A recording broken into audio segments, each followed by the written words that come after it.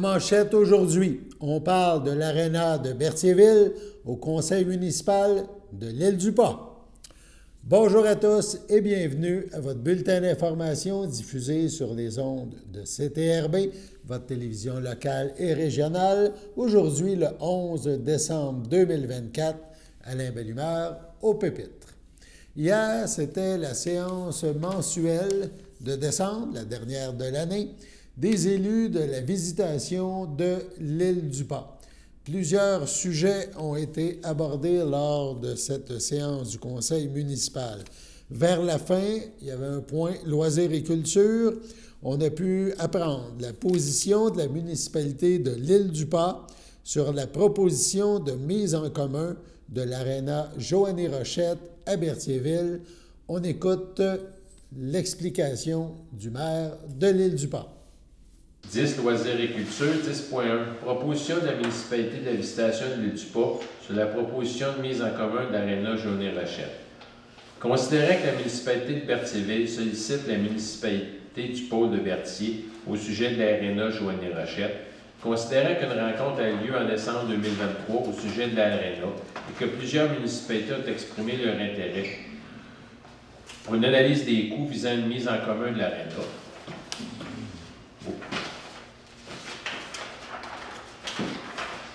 considérant la rencontre du 28 octobre 2024 où les représentants de la municipalité de Berthierville ont présenté deux options de mise en commun de l'aréna Joanny Rochette, soit la création d'une régie intermunicipale, en réalité c'est trois options, une entente relative au partage des frais de construction de l'aréna et une étude de faisabilité relative aux travaux d'amélioration et de mise aux normes incluant une évaluation des coûts d'une possible mise en commun de l'infrastructure. Attendu que la population de la visitation de l'Île-du-Pas représente un très faible pourcentage des utilisateurs de l'aréna, attendu que les coûts de la mise en commun de l'équipement tel que présenté lors de la rencontre du 28 octobre 2024 sont trop élevés relativement à l'utilisation que la population a fait, attendu que la municipalité de Berthierville désire connaître la position de la municipalité sur ces propositions de mise en commun présentées lors de la rencontre du 28 octobre 2024, en conséquence, les proposés par, appuyés par est résolu que le conseil municipal ne désire pas prendre part à une mise en commun de l'aréna Joanny Rochette sous l'une ou l'autre des formes présentées lors de la rencontre du 28 octobre 2024.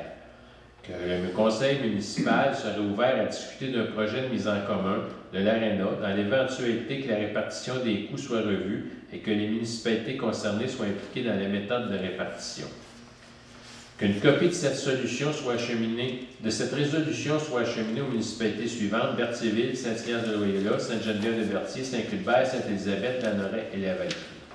Est-ce que quelqu'un a fait la proposition? M. André propose. Est-ce que quelqu'un seconde? M. Martial Bellé seconde. Est-ce que c'est unanime? Oui, on va pas mentionner Saint-Barthélemy dans les endroits, par exemple. Ah oui. Ça, on va rajouter du fait de bain. Oui. Excusez-nous, Saint-Barthélemy, on n'a rien contre nous autres.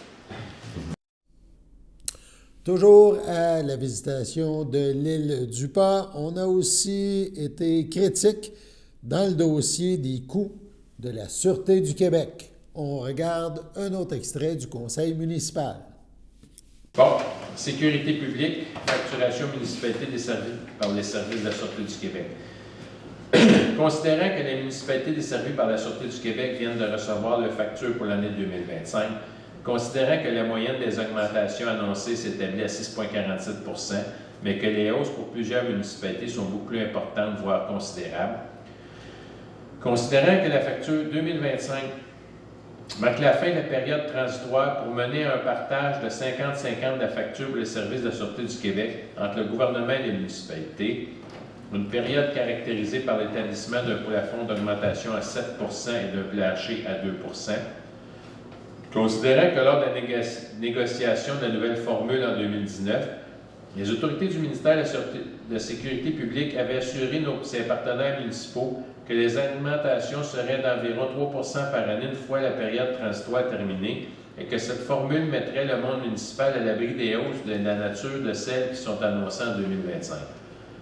Considérant que le taux d'inflation est maintenant de moins de 2 %, considérant que les médias ont récemment fait état de la gestion du temps supplémentaire des policiers dans les régions qui occasionne une pression importante sur les coûts globaux du service de la Sûreté du Québec facturé aux municipalités. Considérant que les questions légitimes de plusieurs élus concernant les impacts réels du nombre de postes de policiers non comblés ou du recours important au temps supplémentaire, alors qu'un service de police efficace demande de la stabilité et une présence communautaire développée de longue haleine, considérant la hausse inconsidérée des coûts de la Sûreté du Québec et de leur impact sur la facture imposée aux municipalités, considérant que le monde municipal n'est pas impliqué dans la détermination des conditions de travail des policiers et de la gestion de la Sûreté du Québec, considérant que le montant total facturé aux municipalités pour 2025 s'élève à plus de 444,8 millions de dollars, un montant considérable qui devrait donner aux municipalités un droit de regard sur la gestion de ces services. En conséquence, les proposés par est résolu que la municipalité de la Visitation de l'Île-du-Pas demande au ministre de la Sécurité publique, M. François Bonnardel, de mandater une firme externe pour analyser la gestion de la Sûreté du Québec, à l'instar des démarches effectuées auprès des sociétés municipales de transport et qui a permis d'identifier des pistes de solutions pour économiser plusieurs centaines de millions de dollars. De conserver un plafond et un plancher pour l'augmentation des factures dans la formule permanente, comme dans la formule transitoire, tant que l'analyse n'aura pas permis d'identifier les moyens pour contrôler les hausses inconsidérées du coût des services de la Sûreté du Québec. Que copie de cette résolution soit transmise au ministre de la Sécurité publique, à notre députée de la circonscription de Berthier, Mme Caroline Proulx, à la directrice générale de la Sûreté du Québec, Mme Joanne Beausoleil, et au président de la Fédération québécoise des municipalités, M. Jacques Demers. Si je le décroche, c'est ça. Nous, ici, la facture pour l'année 2025, c'est 95 657 $ que ça va coûter la municipalité. J'ai pas le chiffre de l'année passée proche. Non, c'est 84. 84. 11 000 de plus. Ouais. Ça paraît pas mal. Nombre de policiers prévus aux ententes au Québec, 3 445. Coût moyen d'un policier pour l'année 2025, le coût, ce n'est pas son salaire, 254 742. C'est quand même pas rien. Fait que pour cette résolution-là, est-ce que quelqu'un a fait la proposition? Oui. M. François Trinville propose. Est-ce que quelqu'un seconde? M. André Rondeau seconde. Est-ce que c'est unanime? Oui. Merci. Il y a aussi un important projet là, qui se dessine à l'île du Pas.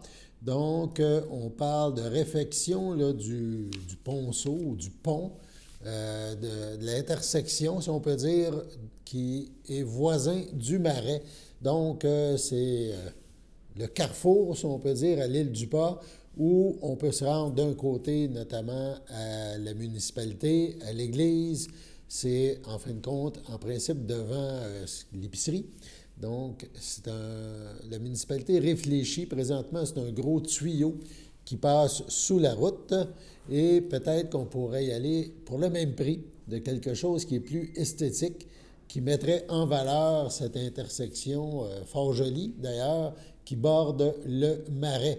On écoute la résolution à cet effet. 6.4, l'aide d'appui pour le projet de restauration du Marais de la Presqu'île. Ça ici, c'est le ponceau qu'on appelle devant chez Arthur Courchaine. C'est une lettre d'appui parce qu'on ne l'a pas fait dans la présente phase des travaux. On veut le faire avec une bonification de l'accès faunique par-dessus le Marais. Au lieu d'être un ponceau comme c'est là, c'est plutôt un arche qu'on veut. Fait que nous autres, on va s'engager. Par la présente, la municipalité de l'Île-du-Pas tient à exprimer son appui au projet de restauration du Marais de la Presqu'île initié par l'aire faunique communautaire du Lac-Saint-Pierre. Ce projet est important pour la préservation et la restauration des écosystèmes aquatiques du Lac-Saint-Pierre. Nous croyons qu'il contribuera à renforcer la biodiversité, à améliorer les habitats pour les espèces locales et à préserver la qualité de nos ressources naturelles. Reconnaissant l'importance et la portée de ce projet pour notre communauté, la municipalité de l'Île-du-Pas s'engage à soutenir financièrement sa réalisation avec une contribution de 250 000 $. Ce soutien témoigne de notre volonté de participer activement à des initiatives locales qui valorisent et protègent notre environnement naturel. Nous vous remercions pour vos efforts continus en faveur de la conservation et de la restauration de notre patrimoine naturel et demeurons à votre disposition pour toute information et discussion complémentaire. essentiellement, on va mettre le même budget qu'on avait prévu, mais c'est que la contribution, elle va nous permettre, au lieu de juste remplacer le tuyau, de faire un aménagement, vraiment, là, un arche qu'on veut faire, qui va permettre de faire passer l'eau en dessous, puis les animaux. Que ce soit très esthétique. Esthétique aussi, puis périn. Est-ce que quelqu'un a fait la proposition? Oui. Oui. Donc, M. François Drainville propose, M. Sajoucher seconde. Oui.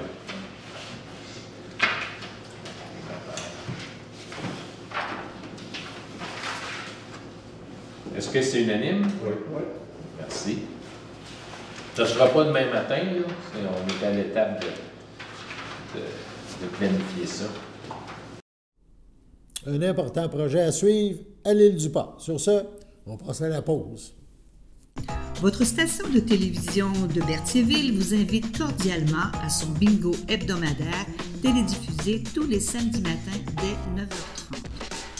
Depuis longtemps, les fans de CTRB se divisent le joyeux montant de 600 $ chaque semaine à cette joute de bingo. N'oublions pas non plus le super bingo mensuel d'une cagnotte de 2000 $ que vous pourriez vous partager chaque premier samedi du mois. Un moment de fébrilité qui pourrait devenir payant pour plusieurs d'entre vous. Pour vous procurer ces fameuses cartes de jeu, les dépositaires participants sont à Berthierville, le dépanneur Formule 1, la station-service Armois sur le boulevard Gilles Villeneuve, le marché IGA Extra Famille Mont-d'Or sur la rue Gabrielle Brissette, le marché Métro Boucher sur la rue Notre-Dame et la pharmacie Proxime sur la rue Frontenac. À Saint-Ignace de Loyola, le dépanneur Proxy sur la rue de la Traverse, la boucherie Aldo sur le rang Saint-Michel. C'est donc un rendez-vous hebdomadaire chaque samedi matin à 9h30 sur les ondes de CTRB, votre télévision locale et régionale, celle-ci toujours en haute définition. Toute l'équipe de CTRB vous remercie de votre fidélité et vous souhaite bonne chance.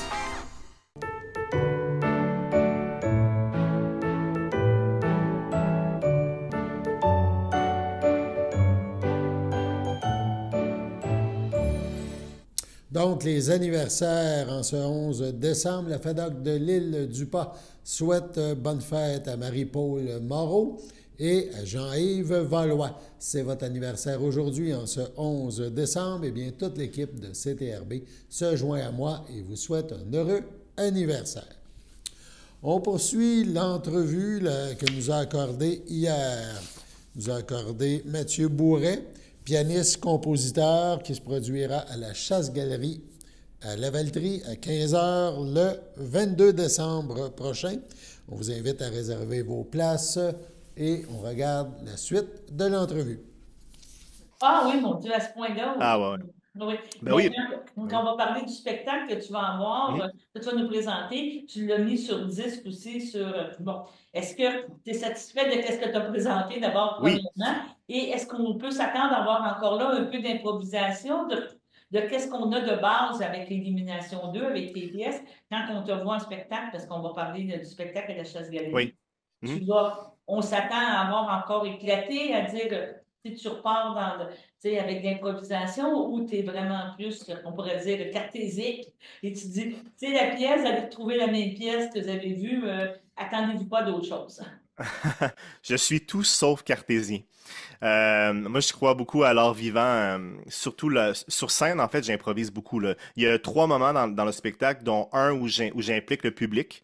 C'est hyper important pour moi l'improvisation parce qu'il y a je parlais de liberté tantôt. Moi, j'ai l'impression de m'exprimer avec totale liberté là. Donc c'est sûr que ça nous amène dans une zone de vulnérabilité parce que moi j'ai une tante qui me disait quand j'étais plus jeune, une erreur ça n'existe pas tant que tu sais quoi faire avec.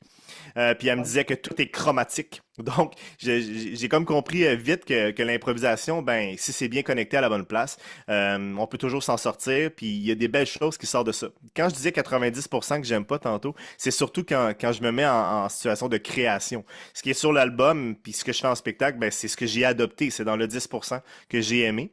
Donc, sur scène, beaucoup d'improvisation. Dans mon spectacle, j'en fais à 3-4 places. Je peux pas faire un spectacle s'il n'y a pas d'improvisation. C'est un moment où j'ai l'impression de m'exprimer. Puis j'ai inclus les gens dans mon processus. Puis à chaque fois, ça fait un beau moment. Ah, c'est bien. C'est rendu, entre guillemets, à la mode, là, justement, un pianiste. Là. On ne s'attendait pas à ça il y a quelques années, mais je pense que Alexandra Svedinski, je veux dire comme il faut. Toi, vous êtes des musiciens maintenant qui émergent et qui sont appréciés du public. Les gens sont prêts maintenant à aller voir ce type de concert, ce type de spectacle-là. Oui, Streliski a ouvert plein de portes, assurément. Merci à elle d'ailleurs, mais il y avait Jean-Michel Blais aussi un petit peu avant, qui était là aussi dans le portrait et qui est encore très très présent. Et j'ai envie de reculer encore à André Gagnon. André Gagnon, selon moi, a ouvert les portes aux pianistes d'aujourd'hui. Faut pas oublier que l'importance de son patrimoine, là. Mais oui, le public est de plus en plus ouvert. Au Québec, on est un petit peu en retard au niveau de l'instrumental. Ça commence à être de plus en plus populaire, mais en Europe, ça fait longtemps que ça existe. Pensons à Yann Tiersen, qui a sorti la musique de Amélie Poulain. C'est un peu ça qui a déclenché tout ça. On dit que c'est du néoclassique. J'aime pas tant ce terme-là parce que ça veut tout dire et pas rien dire en même temps. Mais oui, il y a une popularité de plus en plus. C'est parce qu'en fait, le fait qu'il n'y ait pas de parole dans la musique fait que les gens peuvent se créer eux-mêmes leur propre cinéma. Et ça peut les rejoindre d'une manière. Il n'y a pas une personne qui va réagir de la même façon à la musique. Donc, il y a comme une espèce de liberté, d'impact que j'aime beaucoup. Puis je pense que c'est ce qui touche aux gens. Puis les gens ont des vies de fous, là. Les gens, ils vivent de l'anxiété, ils vivent des choses, puis ils ont besoin de ce moment-là pour Oui, c'est ça. pour se déposer, là. Oui, c'est ça. Oui. Donc, on s'attend à la Chasse-Galerie. C'est une tournée de spectacle que tu fais, mais tu vas être le 22 décembre à la Chasse-Galerie. Tu es seul avec un piano. Je ne peux pas dire un piano classique, un clavier, c'est ça que j'ai vu. Est-ce qu'il y a d'autres instrumentistes avec toi ou c'est vraiment seulement toi? Non, moi je suis seul avec un piano, mais j'ai des machines avec moi. J'ai un petit bout ici dans la caméra là. J'ai des machines avec moi, dont 2 claviers supplémentaires. Dans le fond, c'est des claviers MIDI où je peux incorporer d'autres sons. Parce que l'objectif c'est de rendre justice à l'album. Si les gens aiment l'album parce qu'il y a des arrangements, ben sur scène il faut que je fasse les mêmes arrangements ou en tout cas de me rapprocher le plus possible. J'ai pas de violoncelle avec moi, mais avec ces machines-là, je peux me permettre d'aller un petit peu plus loin puis de faire justement des prestations qui sont proches de l'album. Donc, j'arrive avec mon piano, avec mes machines, avec une mise en scène de Véronique Boucher. C'est un beau spectacle. Je pense que les gens vont aimer ça. Maintenant, on va terminer en parlant de la suite. Oui. Les spectacles moins passés, tu es toujours en composition, tu es toujours en projet. As-tu des choses que tu veux partager avec nous là, qui s'en viennent dans les prochains mois? Pour 2025? Ouais, ben 2025, en fait, c'est une très bonne question. Parce que quand il y a un projet qui se termine, tu sais, assurément, en ce moment, je suis. Juste avant de vous parler, j'étais en train de pratiquer pour le spectacle de Noël, donc je suis là-dedans beaucoup, beaucoup, beaucoup. Mais en 2025, je vais me donner du temps parce que je veux composer un prochain album. Je ne sais pas encore la direction que ça va prendre. Donc, en ce moment, je dirais que je réfléchis à la direction artistique du prochain album que je vais sortir. Je suis plus là-dedans en ce moment. Puis pas de projet, comme tantôt tu as parlé, tu avais travaillé pour différentes productions, justement, vidéo, tu n'as pas de projet dans cette optique-là. Tu prends ce qui va être donné, là, ou des choses. Non, mais en fait, là, je parlais surtout de ma carrière solo, mais il y a d'autres projets de musique de film qui s'en viennent aussi. Donc, il y a plein. Un projet aussi sur les oiseaux, mais je peux pas trop en parler. Bref, il y a plein de belles affaires qui s'en viennent, mais je peux pas en parler. C'est ça, non, je comprends. Mais c'est ça. Donc, on espère que ça va bien se passer. Tu vas venir faire présenter ton spectacle à la Chasse-Galerie à la Valtrie le 22 décembre à compter de 15 heures. Donc, prendre un moment de repos, un moment justement de relaxation et de réussir à faire le dernier petit bout droit là, avant Noël, mais vraiment aller chercher une musique intéressante et vraiment très, très belle. Merci. Ben oui, c'est un moment d'échange aussi, hein. Noël, c'est un peu ça. La magie de Noël, c'est l'échange, c'est de se rassembler. Donc oui, exactement. Au moment de produire ce bulletin, la municipalité de Sainte-Geneviève-de-Berthier annonce une coupure d'eau et un avis d'ébullition. En raison d'un bris d'aqueduc à la municipalité de Sainte-Élisabeth, il y aura interruption de l'eau potable. Lorsque la situation sera rétablie, un avis d'ébullition sera en vigueur jusqu'à nouvel ordre. Les secteurs affectés sont Rang-Rivière-Bayonne-Nord entre les numéros civiques 661 et 1365, Rang-Rivière-Bayonne-Sud entre le 811 et le 1313. On parle aussi du rang des Cascades et du chemin Robillard. Donc, prenez note si vous restez à ces endroits. L'eau est présentement coupée et il y aura avis d'ébullition lorsque ça reviendra. Sur ce, on passe à la pause.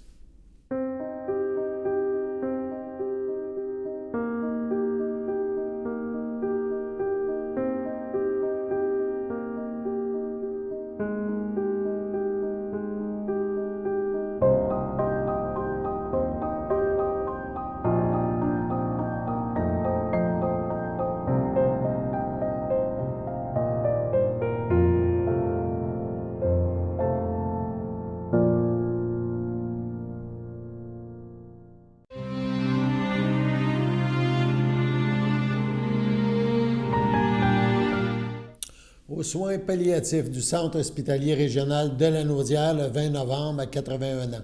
Est décédée Mme Carmen Rémillard, fille de feu Gérard Rémillard et de feu Lorraine Arnois, demeurant à Berthierville.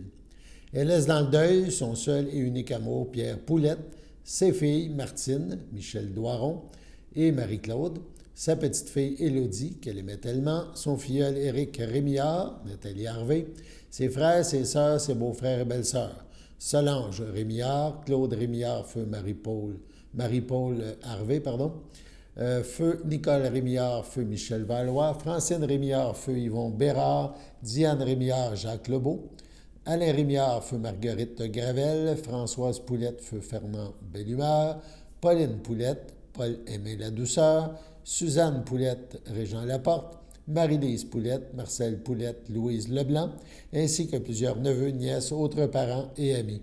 La famille tient à remercier le personnel infirmier des soins palliatifs du CHDL pour les bons soins et le soutien apporté à leur mère, ainsi qu'un remerciement spécial adressé à Asia, sa préposée préférée à la Villa Royale de Berthierville.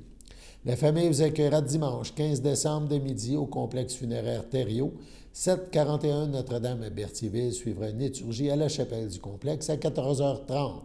Les cendres de Mme Carmen Rémillard seront déposées au columbarium de Berthierville le même jour. À Joliette, le 23 novembre, à l'âge de 87 ans, est décédée Mme Janine Lannoy, épouse de feu Paul-Michel Gélina, demeurant à l'île du Pas. Elle laisse dans le deuil ses enfants, Michel Gélina, Brenda Gardshaw, Julie Gélina, ses petits-fils Patrick, Justin, Cédric, Jonathan et Vincent, son arrière-petite-fille Zoé, ses sœurs Bernice et Shirley Lannoy, ainsi que plusieurs neveux, nièces, autres parents et amis. La famille vous accueillera dimanche 15 décembre de midi au complexe funéraire Thériault à Berthierville. Un hommage suivra à 15h. Les cendres de Mme Lannoy seront déposées au columbarium du complexe funéraire. Au CHDL de Saint-Charles-Borromée, le 4 décembre à 90 ans, est décédée Mme Marielle Chartier, épouse de feu Gérard Malbeuf, demeurant à Saint-Barthélemy, native de Saint-Thomas. L'ayant précédé ses frères, belles-sœurs et beaux-frères, feu Gaston Chartier, feu Isabelle Lavallée, feu Roger Chartier, feu Claudette Boucher, feu Pierre Chartier, feu Marguerite Malbeuf, feu Robert Rousseau, feu Muriel Malbeuf. Elle laisse aussi dans le deuil ses enfants, France Malbeuf, Mario Fafard, Serge Malbeuf, Stéphanie Arnois. Ses petits-enfants, Vicky Fafard, Marc-Antoine Rondeau, Anthony Malbeuf, Josiane Joly, Raphaël Malbeuf, Jade Lorrain-Blais, ses deux arrière-petits-enfants, Loïc et Chloé Rondeau, ainsi que les enfants de Stéphanie Arnois, Maïté et Manoé, ses frères, ses sœurs, ses beaux-frères et belles-sœurs, Thérèse Chartier, feu Paul-Émile Desmarais, Annette Chartier, André Fafard, Huguette Chartier, feu Jules Bocage, André Chartier, Diane Arnois, feu Clément Chartier, Micheline Durand, Normand Chartier, Pierrette Chartier, André Goulet, Richard Chartier, Janine de Grandpré, son beau-frère André Malbeuf, ainsi que plusieurs neveux, nièces, autres parents et amis. La famille vous accueillera vendredi 20 décembre dès 12h30 au complexe funéraire Thériault, 741 Notre-Dame à Berthierville. Suivra une liturgie à la chapelle du complexe à 14h30. Au CHDL de Saint-Charles-Borromée, le 16 novembre, à l'aube de ses 90 ans, est décédé M. Azélus Bellumeur, époux de feu Mme Claire Reynaud, demeurant à Berthierville. Il laisse dans le deuil ses enfants, Daniel Bellumeur, Colette Préville, Serge Bellumeur, Joanne Chenevert, Alain Bellumeur, Chantal Brûlé, ses petits-enfants, Sébastien, Steve et Audrey Bellumeur, Yann et Erika Bellumeur, ses arrière-petits-enfants, Mélie, Jérémie, Rosalie, Nathan, Alexis, Laurence, Jeanne, Emma et Claire, ses frères, ses sœurs, ses beaux-frères et belles-sœurs.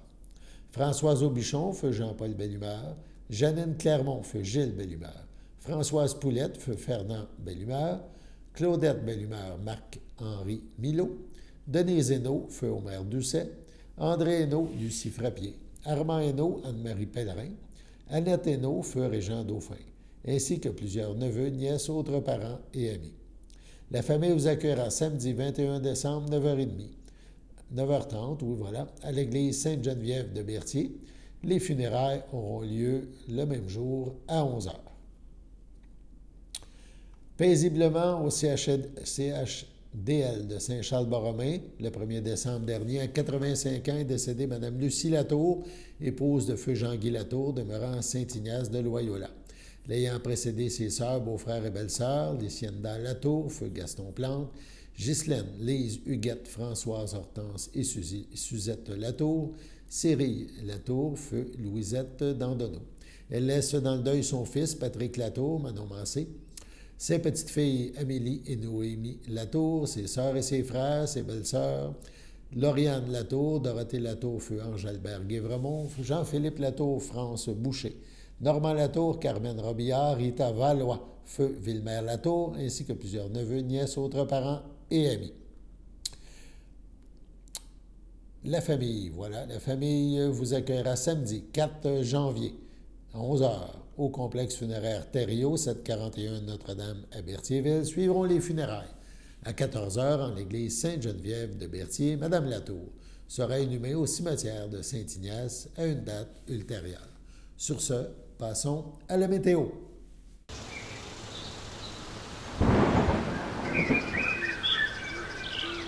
Bienvenue à votre météo de cette semaine. Aujourd'hui, mercredi soir, ce sera de la pluie, une température de 4, un temps ressenti de 1, environ 5 à 10 mm de pluie.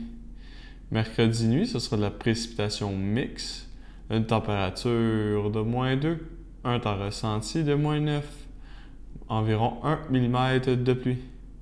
Jeudi matin, ce sera un ciel variable, une température de -3, un temps ressenti de -10. Jeudi après-midi, ce sera un ciel variable, une température de -2, un temps ressenti de -10. Jeudi soir, ce sera des passages nuageux, une température de -6, un temps ressenti de -14. Jeudi nuit, ce sera généralement dégagé, une température de -11, un temps ressenti de -19. Et voilà, c'était tout pour votre météo.